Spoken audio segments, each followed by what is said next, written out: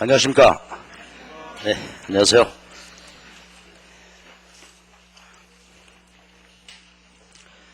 예, 지난주에 우리가 독점까지 봤죠. 오늘은 371페이지. 맞습니까? 예. 예, 독점적 경쟁시장과 과점시장 이론, 그 생산시장 얘기가 이제 오늘 여기서 살펴봐서 끝을 내고 그 뒤 얘기로 가죠. 자, 근데 우리가 앞에서 이제 독점하고 완전 경쟁을 배웠기 때문에 이론적으로 우리가 새로 다룰 것은 없고 현실에 있어서 이 시장 차이점만 보면 되겠어요. 근데 지난 시간에 이제 우리가 봤듯이 완전 경쟁과 독점은 어때요? 현실에는 존재할 수가 없는 시장이다. 그러니까 현실의 시장은 다 전부 독점적 경쟁과 과점이 되겠습니다. 그러니까 사실은 현실적인 시장을 우리가 잘 봐야 되니까 이것이 핵심인데, 실제 이제 시험 출제 빈도는 여기는 뭐 거의 다루어지지 않죠. 주로 완전 경쟁과 독점에서. 그러니까 여기는 이제 현실 시장인데 앞에 그 완전 경쟁 독점하고 어떤 면이 다른가 하는 그런 이제 차별적인 내용만 좀 다뤄보면 되고요. 근데 이제 내용을 보면은 이제 독점적 경쟁은 너무 쉬워서 안 나오고 과점은 너무 어려워서 출제가 안 되고 이제 그런 특징을 갖습니다. 자, 그래도 여기서 이제 핵심적인 주제 몇 가지만 좀 정리를 하고 지나가도록 하십시다.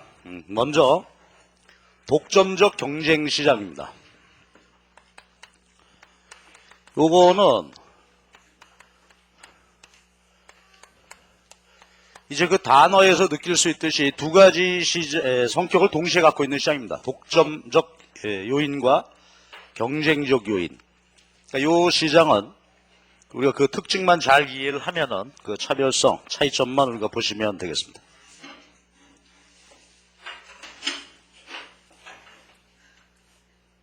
수고했어, 앞에까지 오더라. 자, 요 시장의 특징을 좀 정리를 해보죠. 이 시장은 우선 말이죠. 다수다 이거지. 이 시장의 특징은 생산자가 굉장히 많습니다. 근데 물론 이제 완전 경쟁에 비해서는 작겠지만은 굉장히 그 생산자 숫자가 많습니다. 그리고 이게 이제 경쟁하고 다른 것은 완전 경쟁하고 다른 점은 다수의 생산자가 그 생산하는 생산물이 모두 다 다르다 이거지. 이질적 생산물을 다수의 생산자가 생산한다. 이것이 이 시장의 최대 특징이야. 그러니까 이제 요 특징에 우리가 현실을 살펴보게 되면은 현실에 보게 되면 각종 서비스 부문이죠. 우리가 흔히 3차 산업이다라고 부르는 거죠. 이제 산업을 분류할 때 우리가 1차, 2차, 3차 이렇게 나누죠. 1차 농수 축산업이고 2차가 광공업, 제조업이죠. 3차가 서비스 부문이란 말이야. 그 서비스 부문. 그러니까 서비스, 그러니까 우리가 거리에 그냥 한 발짝만 나가도 모든 밥집이 그렇죠. 소주집, 맥주, 그다음에 PC방, 노래방, 뭐 미장원, 이발소, 뭐 전부 이런 것이 현실적으로 볼 때 독점적 경쟁에 해당한다. 그러니까 기업체 숫자는 굉장히 많은 거죠. 기업체 숫자 굉장히 많고 우리가 이제 현실에서 아주 밀접하게 접하고 있는 기업의 형태가 되겠습니다.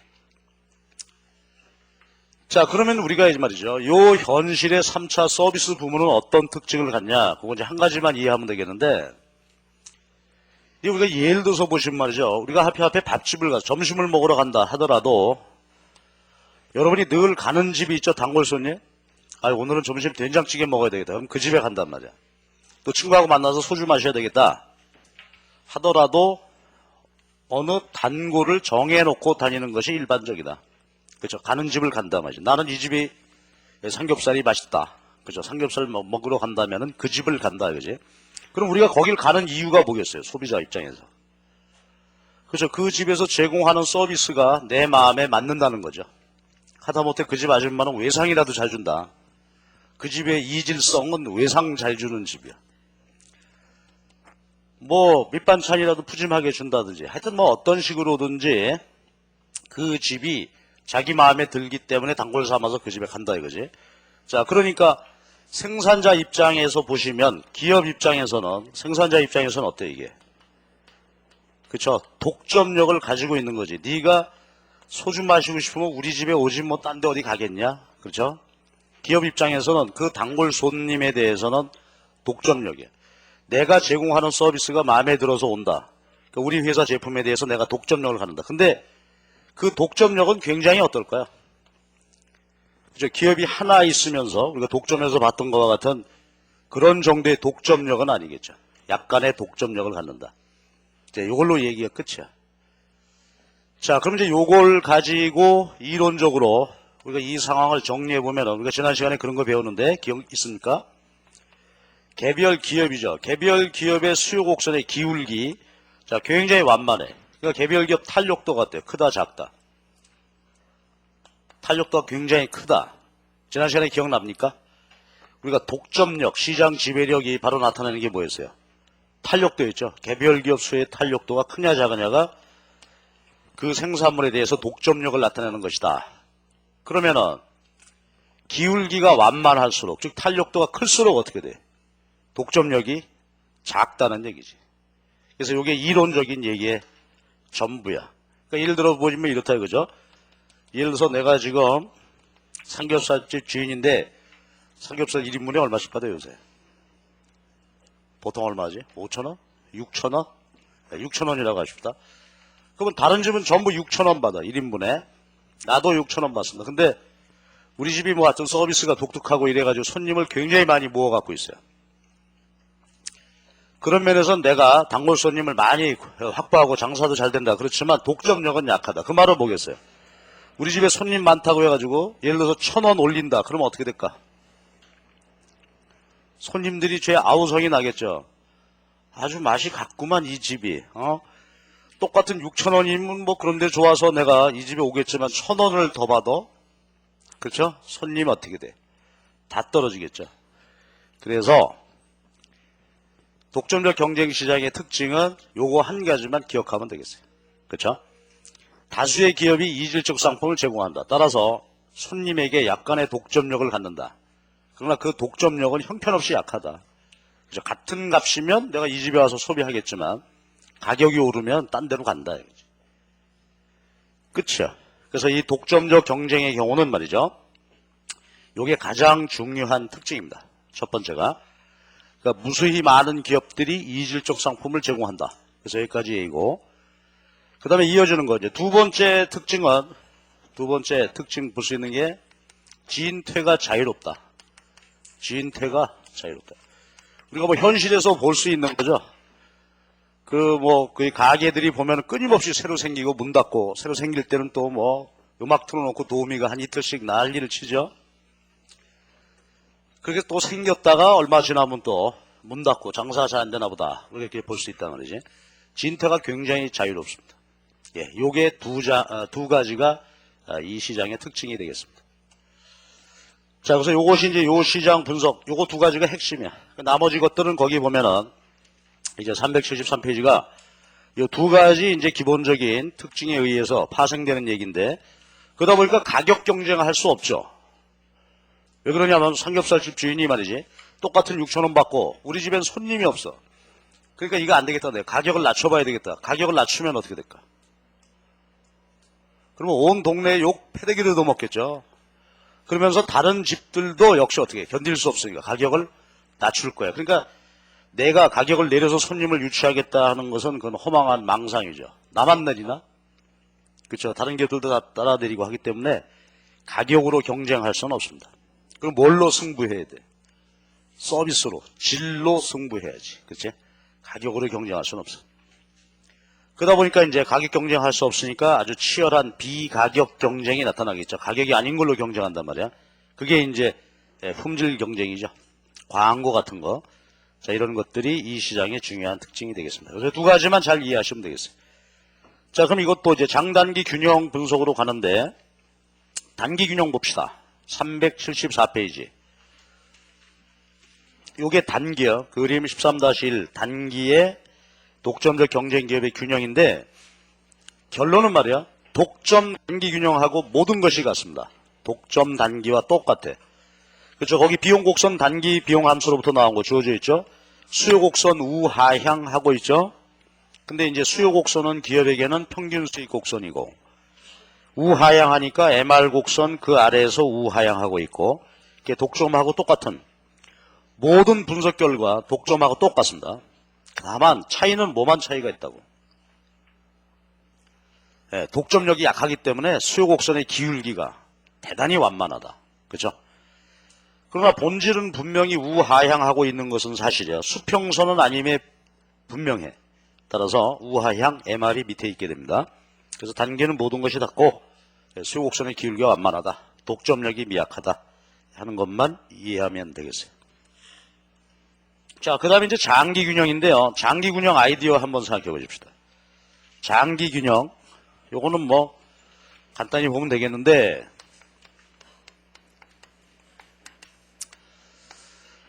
한번 생각해 보십시다. 단기에 말이야, 개별 기업이, 독점적 경쟁 기업이 단기에 이윤이 있다. 자, 그렇다면 이 시장의 특징은 어떤 거죠? 이 시장의 특징은 진퇴가 자유롭다 그래서, 그렇죠? 그러니까 예를 들어서 과거에 우리가 한번 봤던 뭐 그런 내용인데, 옛날에 그 찜닭집이죠? 재작년부터 찜닭이 생겼나? 그래갖고 찜닭집이 말이지 굉장히 인기를 처음에 얻었었어요. 그럼 보자고. 노량진에도 그때 그랬었는데, 찜닭집이 처음에 하나 생겼거든. 안동찜닭 이래가지고 뭐 줄 서서 먹었죠?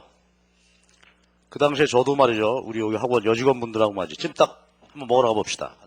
밖에 줄 서 있다가 들어가고. 그거 뭐 돈 굉장히 벌었을 거야. 이윤 났습니다. 자, 근데 이 시장은 독점적 경쟁이야. 진퇴가 자유로워. 어떻게 됐을까? 그 이후에 일어난 일이. 혼자 생겼지. 혼자 생겨가지고 찜닭, 노량진 전체 손님을 하루에 예를 들어서 뭐 100마리씩 팔았다, 이게. 옆에 있는 사람들이 그거 보고 어떤 생각할까? 순댓국 하던 아저씨가. 야, 이거 순댓국 해봐야 이거 손님도 안 하고 정신이 없는데 찜닭 하면 되겠다. 그러니까 바로 시장 진입하겠죠. 프라이드 치킨 하던 사람도 야, 이거 튀길 일이 아니다. 쪄야 되겠다, 이거. 그쵸? 그러면 봐봐. 노량진 시장 전체 하루 수요가 한 100마리다. 그런데 혼자 있을 땐 자기 혼자 다 팔잖아. 그래서 야, 이거 뭐 괜찮다. 드디어 우리 가문이 일어설 때가 됐구나. 뭐 이런 생각을 하는데 얼마 지나면 어떻게 된다고? 한 집이 더 생겨. 그러면 이걸 우리가 시장 분할이라고 하는데요. 당장 어떻게 될까? 손님이 반으로 줄겠죠. 품질이 거의 비슷하고 마찬가지로 열심히 서비스 제공하고. 그렇다면은 분할, 반으로 줄어. 한 군데 더 생기면 어떻게 되지? 그때는 이제는 그쵸, 30으로 줄겠죠. 자, 궁극적으로 어떤 상태가 될까? 단기에 혼자서 찜닭 쪄가지고 이윤 보고 있었어. 새로운 기업이 계속 들어와. 그러니까 쭉 얘가 개별 기업 입장에서는 수요가 줄어들게 되는 거죠. 그래서 어디까지 수요가 줄어들까? 장기에는 어떻게 된다? 이윤이 없을 때까지. 이게 결론이야. 그래서 우리 그림 좀 한번 보십시다. 그림 그 376페이지가 지금 이 상황을 보여주고 있는 거죠. 그럼 거기 보면은 장기 평균 한계 비용 곡선이 그렇게 있단 말이에요. 그 그림은 안 그려도 돼. 근데 거기는 보면 좀 글쎄요. 제 생각에는 반대로 설명했으면 좋을 뻔했어요. 뭐냐면은 화살표 방향을 그렇게 갈 게 아니라 어떻게. 그렇지? 지금 여기 논리가 이거잖아요. 지금 수요가 줄어들게 된단 말이야. 그러니까 이건 그리지 말고 그냥 생각만 하십시다. LAC, LMC가 이렇게 있었어. 시장 수요 혼자 찜닭죠. 그럴 땐 다 수요가 많아가지고 이윤 볼 수 있죠. 근데 자꾸 새로운 기업이 이제 진입하게 되니까 수요가 어떻게 된다고 점점 줄겠죠. 그래가지고 어떤 상태까지 되는 거예요. 여기서 가격이 결정됐다. 그러면 가격하고 평균 비용하고 같아졌지.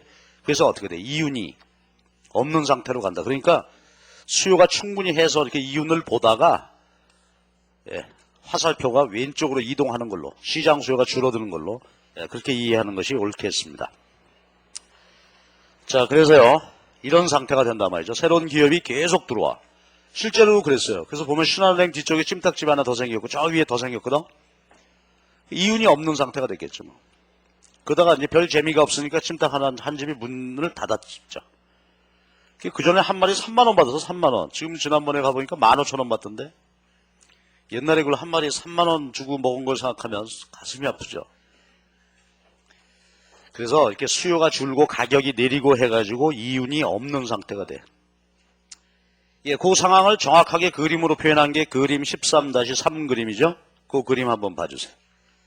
이게 장기 균형 상태야. 그러니까 수요 곡선이 어디에 붙어 있어요?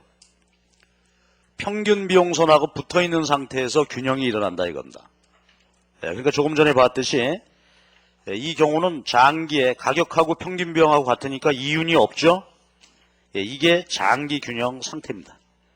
독점적 경쟁의 장기 균형. 그러면 우리가 독점하고 어떻게 다른가? 그 그림 한번 보고 지나갑시다. 355페이지 그림 12-7 그림 한번 봐주세요. 355페이지. 자, 여러분 봐봐. 이 그림하고 지금 우리가 봤던 독점적 경쟁의 장기 균형하고 그림하고 차이점은 어때요? 자, 독점의 경우는 시장 수요 곡선이 어떻게 돼? 평균 비용 곡선 위에 그렇게 존재하게 되고 균형점이 수요 곡선상에서 결정이 되니까 평균 비용보다 가격이 어떻습니까? 높죠? 독점의 경우는. 그러니까 장기에도 이윤이 있어. 독점은. 그러나 독점적 경쟁 경우는 지금 보니까 어때? 수요 곡선하고 붙어 있어가지고 가격 이퀄 AC. 장기에는 이윤이 없단 말이야. 그렇지? 그 차이만 있게 되고 다른 것은 독점의 장기 균형에 나타났던 여러 가지 비효율이 있었죠? 우리가 완전 경쟁하고 비교했던 게 있었단 말이야. 그 비효율 모든 것 그대로 다 적용된다고 보면 되겠습니다. 다만 가격하고 평균 비용하고 같아서 이윤이 없다. 자, 그래서요, 독점적 경쟁 기업의 경우는 독점에서 나타나는 여러 가지 비효율이 그대로 다 적용된다고 그렇게 이해하시면 되겠습니다. 다만 장기에는 이윤이 없다. 자, 그래서 마지막으로 보는 게 독점적 경쟁 시장의 후생평가. 지금 얘기한 대로 독점과 같은 그런 여러 가지 비효율이 그대로 다 나타난다. 적용하면 되고, 다만 한 가지만 얘기할게요. 그럼 비효율 중에 하나가 말이지, 가격이 한계 비용보다 높다는 거죠. 이게 자원 배분 비효율의 원인이다 하는 얘기인데, 독점의 경우에는 그냥 이거 다 완벽한 비효율이다 이렇기 때문에 그렇게 말할 수 있으나, 독점적 경쟁에는 이거를 꼭 비효율로만 볼 수 있겠나 하는 측면 얘기 한 가지만 지나갑시다. 뭐냐면 완전 경쟁 때는 가격하고 한계 비용하고 같죠. 그래서 효율적이야. 근데 완전 경쟁은 어때? 특징이 소비자가 소비하는 상품이 다 어때요? 동질적이지. 근데 이제 우리를 생각해봐도 말이요, 똑같은 거, 동질적인 거를 싼 값에 소비하고자 하는 욕구도 있지만은 경우에 따라서는 어떻습니까? 소비의 다양성, 이질적 소비를 즐기고 싶은 마음도 있는 거지. 예를 들어서 마음에 받는 파트너를 맞아 이성 친구를 소개받았어. 다음에 만나시죠. 그럽시다. 이제 애프터에도 성공할 것 같은데 어디서 만날까요? 동질적인 커피를 마십시다. 그런 취지에서 노량진 전철역 3번 자판기 앞에서 만납시다. 커피값 200원이면 둘이 합치면 400원. 바로 해결될 수 있겠죠. 동질적인 상품을 200원. 그거 애프터에 성공할 수 있을까? 3번 자판기? 너도 자판기 눌러. 누가 나오면 걔하고 데이트해. 그러니까 소비자들은 동질적인 것을 싸게 소비하고 싶은 마음도 있지만 어떻게 돼? 소비의 다양성, 이질성을 즐긴다 이게. 그러니까 괜히 폼 잡는 거죠. 시청 앞에 가면 프라자 호텔이 있는데 거기 커피숍에서 만나시죠. 커피 한 잔 한 3만 원 내고 나오면서 속은 아프지만. 자, 그래서 소비자들은 꼭 싸고 동질적인 거, 물론 그런 경우도 있지만 소비의 다양성, 이질성을 즐기고자 하는 욕구도 있다. 그렇다면 독점적 경쟁에서 가격이 한계 비용보다 비싼 건 뭐예요? 소비 다양성을 즐기는 대가다. 그렇죠? 그런 측면으로 본다면은 꼭 비효율로만 볼 수 있는 거 아니지 않는가? 그 얘기 하나만 얘기를 합시다. 그래서 독점적 경쟁 경우는 뭐 간단하죠. 내용 두 가지만 알면 되는 거야. 수요 곡선이 굉장히 탄력적이다. 그 다음에 장기에는 이윤이 없다. 그래서 이건 독립적으로 시험 문제가 출제되는 경우보다는 시험 문제에 다른 시험하고 섞여서 같이 이제 더불어 묻는 경우가 많이 있죠. 독점적 경쟁이었습니다.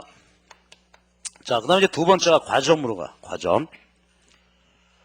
378페이지 과점인데, 요건 이제 아까 잠깐 얘기했듯이 이건 너무 어려워. 너무 어려워서 시험에 낼 수가 없어. 원론 수준에서는. 자, 이 시장의 특징을 한번 봅시다. 이 시장은 소수의 기업이야. 소수. 그러니까 두 서너 개의 기업이, 그러니까 요거는 맞죠. 현실적으로 보면 뭐냐면 2차 제조업이 전부 과점에 해당합니다. 2차 산업. 1차가 농업, 뭐 크게 보면 그 완전 경제에 가깝다. 3차 서비스는 독점적 경제에 가깝다. 그럼 2차 제조업이 거의 과점에 가까운 겁니다. 2차 제조업 하게 되면 뭐 우리가 흔히 보는 거죠. 승용차 시장, 가전제품 시장, 맥주, 그렇죠? 치약, 칫솔, 화장지, 뭐 이런 공산품이 전부 과점이란 말이에요. 거의.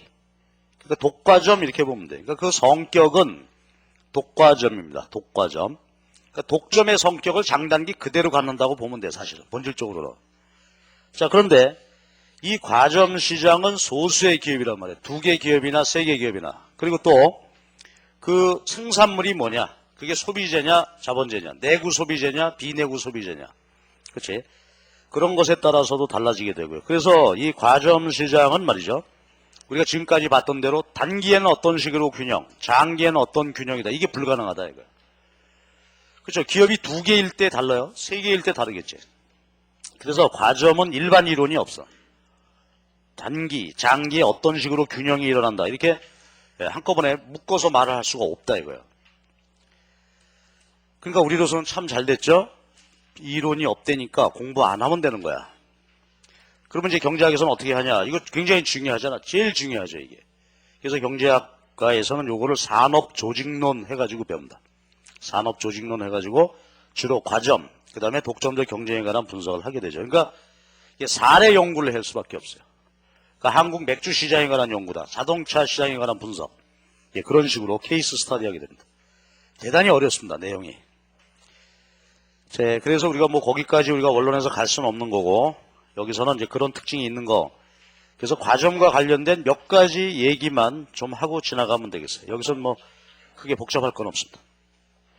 지금 대충 말씀드렸는데 첫 번째 과점의 특징을 한번 보죠. 과점은 소수기업이다. 소수기업. 그리고 딱 2개만 있는 경우를 복점이라고 그러죠. 듀오폴리.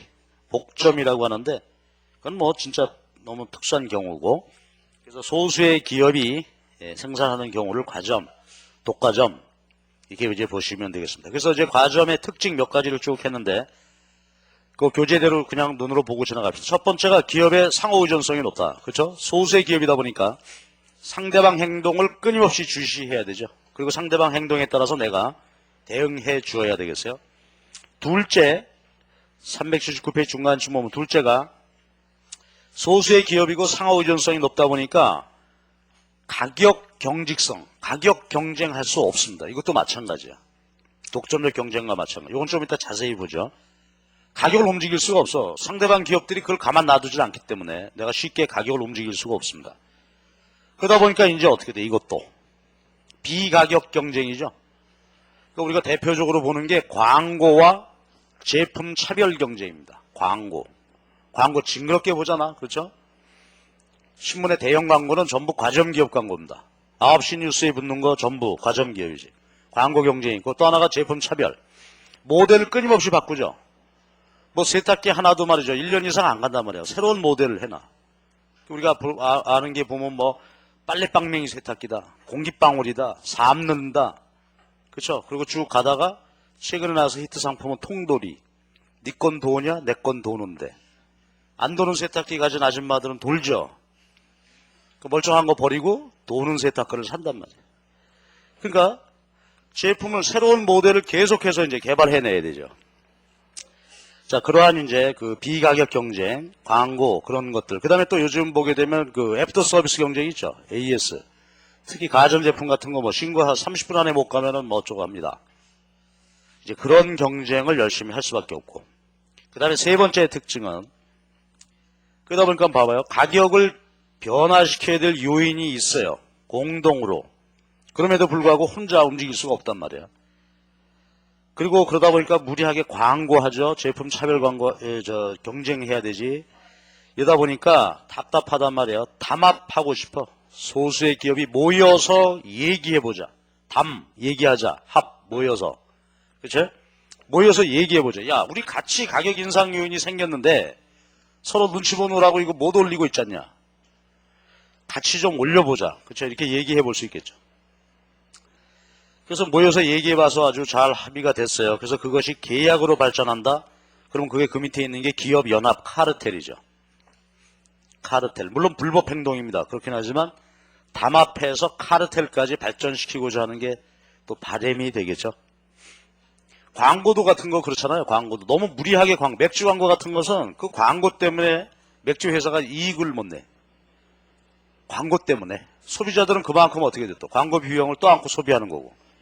그러니까 맥주사들 모여서 얘기하고 싶겠죠. 야, 광고 그만하자, 그냥, 우리끼리. 광고 안 한다고 다 그래도 맥주 다 먹고 싶으면 먹을 테니까. 광고만 줄여도 말이죠. 그런 것들이 전부 담합의 예가 되겠습니다. 근데 뒤에서 보겠지만 이 담합은 성립과 동시에 또 깨지기도 하고 이제 그런 측면이 있죠. 그 다음에 네 번째 특징이 진입장벽입니다. 평소에 기존의 기업들끼리는 그렇게 엄청나게 싸우다가 말이에요. 누가 새로운 기업이 들어오려고 한다면 어떻게 한다? 그렇죠. 일치단계에서 일단 걔부터 또 퇴치해 놓고 그리고 또 싸우고 못 들어오게. 이런 것이 이제 이 시장의 특징이 되겠습니다. 뭐 일반적으로 쭉 읽으면 알 수 있는 그런 것들이고 뒤에 거 좀 봐주시고요. 그 다음에 이제 380페이지부터가 과점 관련 몇 가지 이론을 소개하고 있는데 간단하게 여기 핵심만 좀 보도록 하시죠. 381페이지가 우선 굴절 수요곡선 이론이라는 이런 게 있습니다. 이건 고역에다 써놔. 과점 가격 경직성 이론. 과점 가격 경직성 이론. 그 과점의 가격은 경직적이다. 아까 얘기했던 대로 변화하기가 어렵다 하는 것을 보여주는 가설이에요. 이거 그림 그리지 말고요. 제가 설명드린 대로 그 내용만 이해를 하시면 되겠어요. 그림 안 그려도 돼. 자, 이렇다는 얘기입니다. 예를 들어서 말이죠. 과점 중에 한 예를 들어볼까요? 뭐 TV라고 하자고. 가전제품 TV.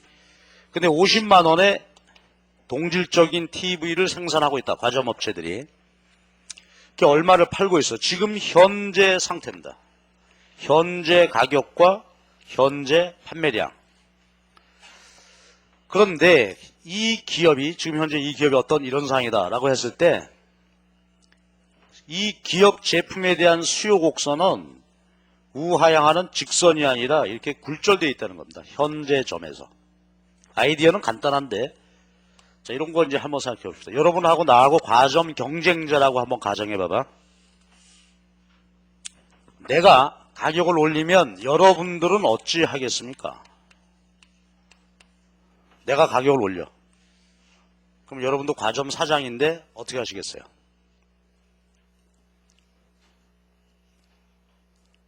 나 사업 안 할 거야. 묻지 마.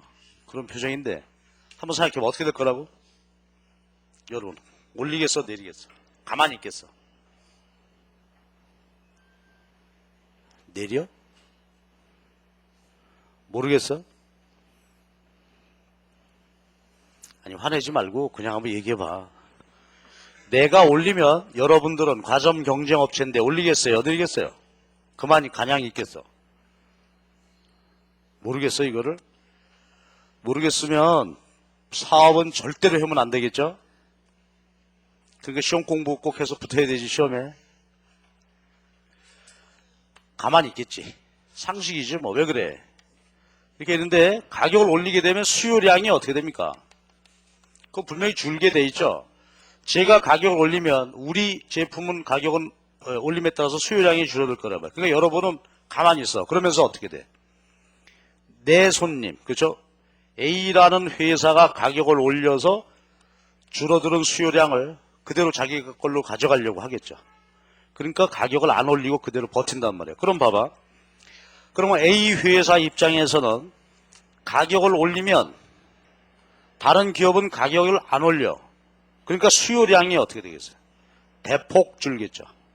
그치? 그래서 기울기가 완만하게 되고 가격을 내리면 어떻게 될까? 다른 기업들이 내가 가격을 내려. 여러분은 어떻게 하시겠습니까? 에? 그럼 즉시 내려야죠. 왜 그래? 내가 가격을 내려. 그러면 수요량이 증가해. 내 제품에 대한 수요량이 증가할 겁니다. 여러분 가만히 있으면 여러분 손님을 나한테 다 뺏긴단 말이야.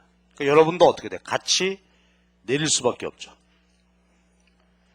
그러면 봐봐. 나 혼자만 내린다면 수요량이 대폭 증가하겠지만 다 같이 내리니까 수요량이 늘어나긴 늘어나겠지만 조금밖에 늘지 않는단 말이죠. 그렇죠? 그래서 현재 가격 기준으로 수요 곡선이 저렇게 굴절된단 말이지. 뭐 충분히 현실적으로 이해할 수 있죠? 자, 그럼 이제 마무리해. 요게 수요 곡선이야. AR 곡선이죠? 그러면 MR을 구해야 되지. MR. 그러면 여기서 요 부분의 수요 곡선, 여기에 해당하는 거 MR 곡선 나오겠지. 왜? 요게 AR이니까. 그로부터 MR 나올 것입니다. 그 다음에 요 부분, 요거 AR이니까 요것에 상응하는 MR 구할 수 있겠죠? 저 위에서부터 쭉 찾아보면 나올 거야. 이렇게 나온다 이거야. 그러면 잘 봐봐. 어떤 상황이 되냐면 수요 곡선이 굴절이 되어 있으면 MR 곡선은 어떻다고 이렇게? 불연속 구간을 갖는단 말이야. 그렇죠? 요 점에서 그러면 보세요. 이음극대화 조건은 MRMC 아니야? 요 노란 게 MR 곡선입니다. 요게 MC야. 그러면 MR 이꼴 MC 되는 점에서 생산하고 가격이 결정됐다. 그런데 잘 봐봐. 그런데 이 상황에서는 MC 곡선이 변화한다. 즉 한계 비용이 이렇게 변화한다 하더라도 이음극대화 생산량이 어때요? 변함 없죠? 따라서 가격도 변함이 없어. 그러니까 잘 봐봐. MR 수요 곡선이 굴절되게 되면 MR에는 불연속 구간이 생긴단 말이야. 이 구간에서는 한계 비용이 상당한 정도로 변한다 하더라도 이음극대화 균형점이 변화하지 않는다. 이게 굴절 수요 곡선 이론이야. 그 그림 자체는 뭐 전혀 중요치가 않죠. 상황이 그렇다. 예, 그러니까 과점 가격은 경직적이다. 이렇게만 보시면 되겠습니다. 그 다음에 382페이지 보면은 비가격 경쟁 이론입니다. 비가격. 그러니까 지금 여기서 보는 것처럼 이제 가격 경쟁할 수 없단 말이야. 내가 내리면 다 따라 내려서 그것이 별 의미가 없게 되고 내가 올리면 다른 기업은 가만히 있어서 내 손님 다 뺏기게 되고 그러니까 그걸 할 수가 없으니까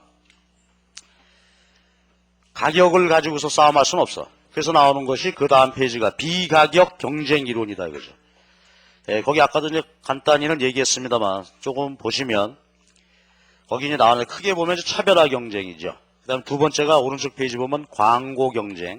그 다음 그 밑에 AS 판매 조건 경쟁 이런 것들이 주로 일어나게 된다. 한번 쭉 읽어보면 되는데 저는 그 중에서 광고 얘기 하나만 하고 지나가겠습니다. 광고 효과. 열심히 기업들이 과정기업 업체들이 이제 광고하게 되는데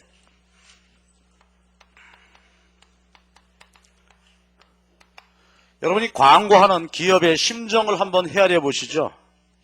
뭘 기대하고 광고할까? 광고하는 심정, 어떤 일이 생겼으면 둘 중에 하나인데요. 하나는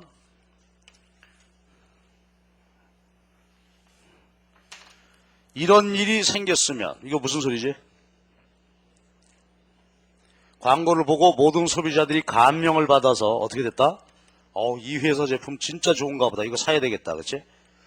수요가 늘어났으면 우리 회사 제품에 대한 수요가 늘어났으면 하는 기대와 또 하나는 이런 기대가 있습니다. 우리 회사 제품에 대한 수요 곡선이 이렇게 바뀌었으면 자 해석해 주시죠. 이건 무슨 얘기나? 이거는 그렇죠. 아까 우리가 독점력 얘기라 이게. 그러니까 시장 자기 개별 기업의 수요 곡선이 기울기가 완만하다 하는 것은 뭐라고요?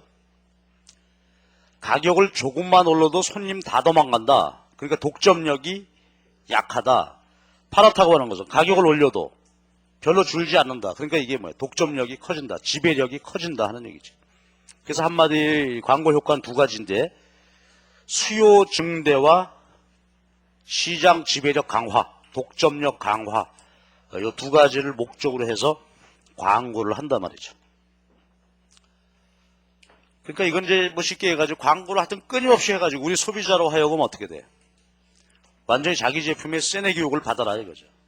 그죠? 그러면은 의뢰 제품 가서도 그거 물건만 살 테니까 수요 늘리고 독점력 높인다. 우리가 뭐 그런 거 현실에 경험하고 있잖아. 여러분 소주 그럼 무슨 소주가 생각나? 에? 참이슬? 나는 보헤유. 뭐 그런 사람 별로 없겠지. 금복주요 뭐 하는 사람 없을 거야. 맥주 그럼 무슨 생각나? 하이트? 여러분은 하이트죠. 제 나이 또래는 오비. 아주 어릴 때부터 오비야. 오비. 조미료는 미원이고요. 소화제는 페스탈이고. 뭐 정해져 있어 이거. 그렇지? 그게 왜 그래? 어릴 때 엄마 뱃속에서부터 광고를 들었어. 세상에 나오기 전부터 들었다는 거지. 저는 그 진로소주 CM송이 지금도 생각이 나. 그 어릴 때 요새 그거 나오지도 않는데 어릴 때 하도 들었으면 야야야 차차차 하는 게 있었어. 지금도 생각나. 그래서요, 그 엄청난 광고하는 이유가 바로 그것이다. 두 가지가 되겠습니다. 그러니까 실제로는 이제 마무리해보자. 근데 실제로는 과연 이런 일이 실제로 일어날 수 있을까? 나만 한다면 모르지. 나만 한다면 모르는데 9시 뉴스 광고 들면 어떻게 돼? 전 업종에, 같은 업종에 회사들이 같이 광고하잖아요. 그 사실 뒤집어 보면 무슨 얘기가 되는 거예요? 안 하면 어떻게 되니까? 안 하면 수요 줄고 소비자들로부터 잊혀져 가겠죠. 다른 기업은 하는데 나만 안 하면 거꾸로의 일이 날 거예요. 그게 두려우니까 어떡해. 같이 그냥 하는 거야, 주구장창. 그치? 그러니까 실제로 현실에서 광고해서 저런 효과를 기대한다는 것은 대단히 어렵겠죠. 근데 이제 우리 최근에 우리나라에서 실제 광고 한 방에 저런 효과가 실제로 나타난 경우가 한 번 있었어요. 여러분도 잘 아시겠죠? 어떤 광고였나요? 예, 그게 맥주 광고, 하이트 광고죠, 하이트. 그 전에, 아까 제가, 그 전에는 말이죠, 맥주 그러면 오비야, 오비. 그리고 그 전에 크라운이거든요. 크라운 맥주, 오비 맥주가 했었는데, 지금 이게 크라운이 바뀌어가지고 이게 하이트가 된 거야. 그 전에는 맥주 그러면 오비야, 크라운. 크라운을 누가 막 집들이 했는데 갔는데 크라운을 내놨다. 그러면 그건 욕이야, 욕. 욕으로 알았어, 그거를. 실제로 그랬단 말이야. 그럼 집들이 했는데 야, 크라운을 내놓더라 그게. 그러면 그거를 전에 듣는 친구도 같이 붕괴하죠. 아니 자식 고등학교 친구를 모아놓고 그럴 수가 있어 그거? 그렇게 어렵대? 조금 쌌어. 그리고 소주를 더 더군다나 이놈이 말이야. 진로가 아니고 경월소주를 내놨더라. 그거는 파문이야 파문. 그놈하고는 더 이상 같이 상종을 못한 놈이야. 크라운을 맥주를 먹질 않았어 이거. 전부 오비 먹는 거지. 크라운에서 이상한 냄새가 나. 뭐 했나 그랬단 말이야. 근데 이게 광고 한 방으로 뒤집어졌죠. 여러분들 그 광고 알지? 하이트 광고 뭐야? 한 몇 년 전에 했는데 200m 천연 한반수. 지금 생각해도 광고 잘 찍었죠 그거.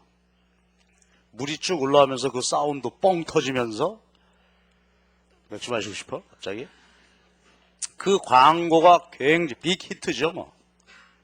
근데 그 당시에 제가 기억이 나는 건 정확하진 않은데 오비 맥주에서는 그때 광고가 뭐랬냐면 어떤 여자 배우 탤런트입니다. 탤런트가 얼음을 끌어안고 아유 시원해 뭐 이런 걸 해 광고했어. 근데 이 한 방으로 그러니까 그때 뭐 환경에 대한 거 깨끗한 물에 대한 관심 이런 것과 함께 아울러 가지고서 광고 이미지가 굉장히 강렬했단 말이야. 한 방에 뒤집어 버렸죠. 아직도 오비가 이걸 역전을 못 시켰죠. 그래서 그 이후에 오비가 뭐 별짓 다 있죠. 박중훈 해가지고 랄랄라 하고 돌아보기도 하고 혼자 돌아서 안 되니까 최종원 아저씨까지 같이 한꺼번에 나와서 랄랄라 돌고 안 돼. 올해부터 다시 돌았어 이제. 그전에 오비 라거죠. 지금 그냥 원래 오리지널 브랜드 오비로 가고 그래서 이제 이걸 올해 뒤집어 보겠다 하는데 근데 올해 광고도 제가 보기엔 소비자 입장에서는 그렇죠. 뭐 별로 호소력이 없는 것 같아. 띠리띠리 하고 있으니 그 광고 갖고 얘를 넘어뜨릴 수 있겠어? 그냥 친구다. 맥주 마시고 싶은 생각이 별로 안 나. 가야 잘 시간이로구나. 자야지. 그래서 광고를 통해서 실질적으로 이 효과를 낸다는 것은 대단히 어려운 일이지만 하여튼 이론적으로는 두 가지를 기대한다. 자, 그 다음에 이제 383페이지가 아까 얘기했던 담합입니다. 담합. 모여서 얘기해서 같이 좀 행동해보자. 공동의 이익을 도모해보자. 그것이 계약으로 발전되면 카르텔이라고 그랬습니다. 그래서 그런 이야기가 쭉 돼 있는데 거기 그림이 나와 있으니까 그거를 한번 설명드리죠. 근데 그 그림 말고 그 그림을 말고 요걸 가지고서 한번 좀 이해를 해보십시다. 이게 다른 시험에서는 실제로 출제되기도 하고 하는 내용입니다. 담합과 카르텔의 이해인데요.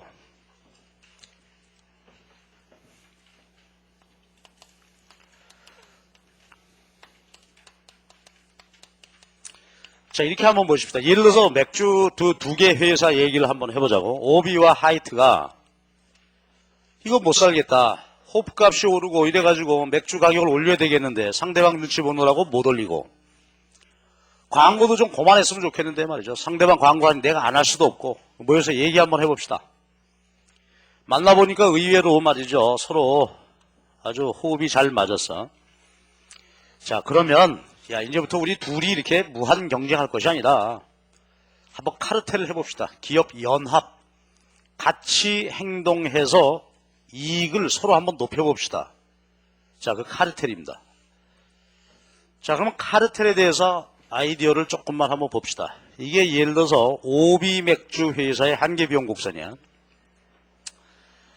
MC 하이트요. 요건 하이트 맥주의 맥주 생산에 따른 한계 비용 곡선입니다. 그런데 맥주는 일단 동질적이라고 합시다. 소비자는 뭐 별 차이 없다고 생각한다. 그러면 요건 시장 전체야. 그러면 대한민국 사람들 전체 맥주에 대한 수요가 있겠지. AR이죠. 여기 MR 곡선이 있겠지. 자, 그러면 이제 카르텔, 담합의 유인, 또 의미는 뭐냐면은 우리가 각각 경쟁 이렇게 할 게 아니라 우리 둘이 공동 보조를 취하면 어떻게 돼요? 독점 이윤을 추구할 수 있다라는 생각할 수 있는 겁니다. 독점 이윤. 그러니까 무슨 말이냐면 우리가 독점에 보면 이런 개념이 있거든요. 다수공정 독점이라는 개념이 있어. 다수공정. 그러니까 예를 들어서 자동차, 현대자동차가 우리나라 안에 자동차의 독점 업체다. 그런 상황인데, 그런데 공장은 어때요? 여러 군데 있을 수 있잖아. 울산에 있고 아산에 있고 그렇죠. 지금 현재만 해도. 그러니까 말이지, 과점업체들이 어떻게 생각할 수 있는 거야? 우리가 같이 일치해서 행동만 통일할 수 있다면은 독점 기업인 것처럼 행세할 수 있겠죠. 다만 뭐예요? 공정만 여러 개인 거. 그러니까 다수공정 독점 적인 그런 이제 이익을 추구할 수 있겠다 하는 얘기입니다. 자, 의미는 알겠지? 그러니까 회사는 서로 다른 두 개 회사지만 같이 행동할 수 있으면, 연합할 수 있으면 독점으로서 다수공정 독점 이윤을 추구할 수 있겠다는 얘기입니다. 아이디어는 간단합니다. 두 과점 기업의 한계 비용 곡선을 수평합해. 두 과점 기업의 한계 비용 곡선을 수평합해서. 자, 그러면 여러분 금방 느낌이 왔잖아. 그러니까 결국 어떻게 되는 거야, 이게? 독점이 됐죠? 독점. 다수공정 독점의 의미가 돼버렸단 말이지. 자, 그러면 이제 카르텔 전체 독점 균형을 찾을 수 있습니다. MRMC.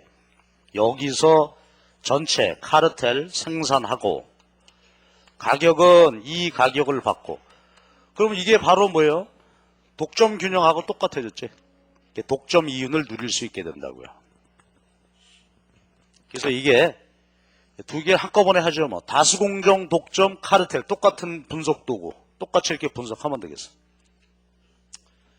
그렇죠. 그러니까 카르텔 과점 기업 입장에서는 얼마나 좋아. 담합해서 카르텔까지만 갈 수 있다면은 비록 과점업체지만 독점 이윤을 추구할 수 있다. 마무리합시다. 그러면 이제 카르텔, 이게 정하는 것이 기본인데 카르텔의 종류는 두 가지야. 수량 카르텔과 가격 카르텔. 자, 그럼 여기 봐봐. 이제 맥주 회사인데 이 균형을 찾아보니까 맥주 가격은 1,200원이고 시장 전체 생산량은 100개다 이거지. 이랬을 때 카르텔 전체로 볼 때 1,200원 받으면서 100개를 하게 되면 카르텔 전체 이윤이 극대된다 하는 얘기입니다. 그럼 이제 약속을 할 때 가격 카르텔은 못 가. 그러니까 이렇게 이제 두 회사 자료를 가지고서 분석해 보니까 이게 나왔잖아요. 그러면 서로 약속하기를 뭘로? 야, 우리가 1,200원 받기로 하자. 절대로 이거보다 싸게 팔지는 말자. 이렇게 약속하는 게 가격 카르텔이다. 그죠? 가격으로. 자, 그런데 말이죠. 가격 카르텔을 하게 되면은 당국에 적발될 가능성이 크죠? 그치? 어제까지만 해도 엄청나게 싸우던 녀석들이 갑자기 조용해지더니 같이 1200원 이러고 나온단 말이야. 니네 일로 와, 니네 일로 와. 니네 어젯밤에 뭐 했어, 둘이? 그러니까 요거는 발각 가능성이 커. 그러니까 이제 보통은 또 수량 카르텔을 할 수도 있겠습니다. 수량 카르텔. 이건 뭐냐? 여기 봐주세요. 카르텔 전체 생산량은 100개 하는 것이 이윤국대화다, 이거. 100개. 그러면 요거를 두 회사에 나누어줘. 수량 할당해야 될 거 아니야. 우리는 몇 개, 니네는 몇 개, 이렇게. 하는 방법은 이렇습니다. 여기 잘 봐봐. 교차점이죠. MRMC 교차점에 수평선을 그어. 수평선을 딱 그으면 여기가 예를 들어서 30, 여기가 예를 들어서 70 이렇게. 이게 수량 할당입니다.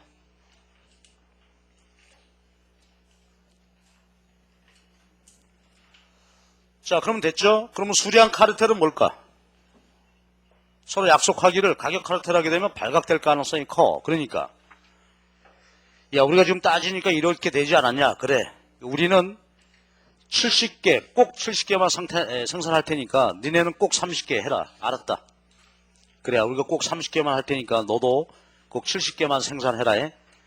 그러면 이제 암묵적으로 합치면 어떻게 돼? 시장 공급량 전체가 100개 이 가격을 받을 수 있죠. 이건 수량 카르텔이야. 그러니까 이제 카르텔 맺을 때 가격 카르텔, 수량 카르텔 이렇게 할 수 있다. 그리고 아까 다수공정 독점도 마찬가지입니다.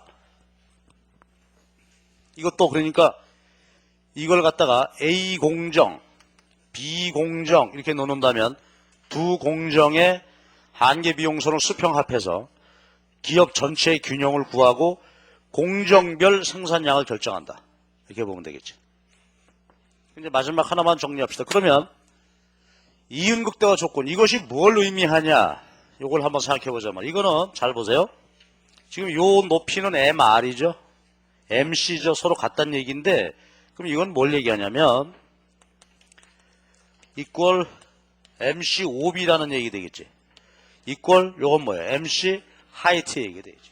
왜냐하면 MR 요 높이 수평선상에 있으니까 MR 이퀄 MC OB MR 이퀄 MC 하이트란 말이에요. 그러니까 결국은 내용은 간단해졌지. 결국 의미는 뭐예요? 그러니까 이윤극대화 조건 MRMC 조건을 과점 기업별로 적용시켜서 해보면은 이게 수량 할당의 원칙이 된다. 됐죠? 요것이 담합과 카르텔. 그래서 우리 교재 그림이 그렇게 되어 있는데 이거는 MC가 일정하다고 해놓고 한 거니까 별로 좋은 것 같지 않아요. 그러니까 이렇게 이해를 하시기 바라고 실제 다른 시험에서는 이거 계산 문제가 출제되기도 하고 그렇습니다. 그러니까 기본 개념을 잘 챙겨주시기 바랍니다. 자, 그런데 이제 한 가지만 더 얘기합시다. 그런데 이 담합과 카르텔 근데 요거는 성립과 동시에 깨지게 됩니다. 다행이죠. 소비자 입장에서는. 만약에 모든 과점 업체들이 말이죠. 2차 제조업이 현실적으로 전부 이런 식으로 카르텔 해가지고 독점 이윤을 한다면 소비자 입장에서는 참 곤란하지. 근데 다행히도 이것은 성립과 동시에 깨진다 하는 것이 또 경제학적인 분석 결과입니다. 그럼 왜 그러냐면 그냥 직관적으로 그냥 이해를 해. 아이디어는 이렇습니다. 이게 인간의 본성인데요.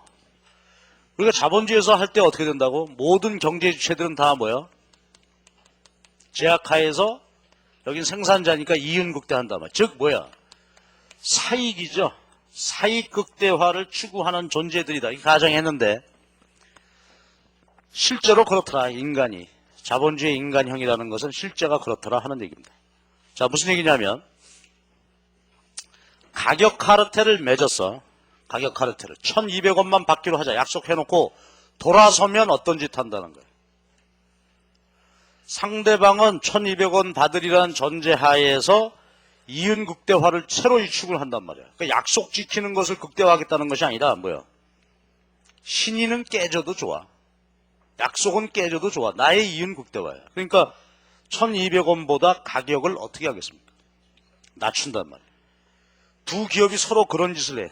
얼마 지난 다음에 서로 싸우겠죠. 이것도 마찬가지죠. 내가 약속은 30개만큼만 생산하겠다고 했지만은 생산량을 이거보다 어떻게 돼? 늘린단 말이야. 인간의 품성이 그래, 인간이라는 것이. 부인할 수 없는 것이다, 이거지. 그렇죠? 카르텔, 지키는 것의 극대화, 신의 성실 지키자. 이게 경제활동의 목표가 아니라는 얘기야. 그래서 과거 시험 문제 이런 게 있었습니다. 다음 중 카르텔이 증수될 가능성이 가장 큰 경우는? 그래서 보기를 쫙 놨는데 답이 뭐겠습니까? 이건 성립과 동시에 깨지기 쉽다 그랬거든. 근데 준수될 가능성이 큰 경우는 어떤 경우일까?